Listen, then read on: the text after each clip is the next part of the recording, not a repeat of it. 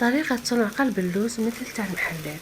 نحتاج في هذه الوصفة 4 كيسان تشيشة تجدونها عند المحلات اللي يبيعوا الدقيق، كاس ونص سكر أو 2 كيسان. أنا هنا درت 2 كيسان غير ربع، يعني السكر تحبوا 2 كيسان أو كاس ونص. رشة ملح هذه اختيارية، وندخلوا كل المكونات مع بعض. نرشوا هنايا رشة خفيفة، هنا راني نخدم فيه في الليل يعني باه نخليه يرتاح، وندخل جميع المكونات مع بعض. رشوه راح يولي لك مثل الكسكس او طعام. ونحكه بكف الايدي حتى يدخلوه كامل مع بعض.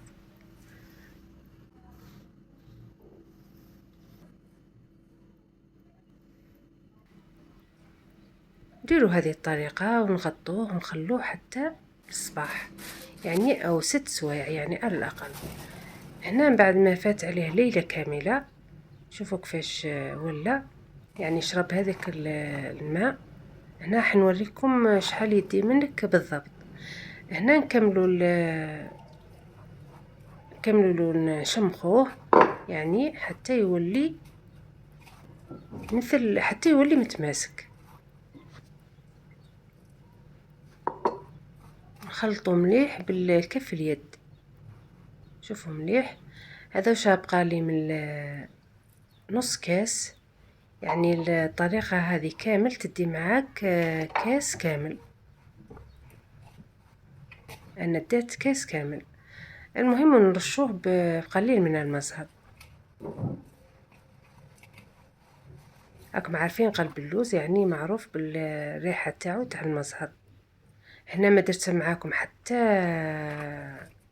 حتى سمن ولا زيت، ولا يعني هذه الطريقة الصحيحة لصنع قلب اللوز. من بعد ما ندهنوا السنين تاعنا بالسمن، لازم ندهنوه. نرصوا هذيك العجينة تاعنا، نغطسوا كف اليد في الماء ونرصوا به ما يلصقناش. نزيدوا ندهنوا السطح تاعها بالسمن. وهنا الفور انا شعلته ربع ساعة قبل ما نبدا في الخدمة نتاعو.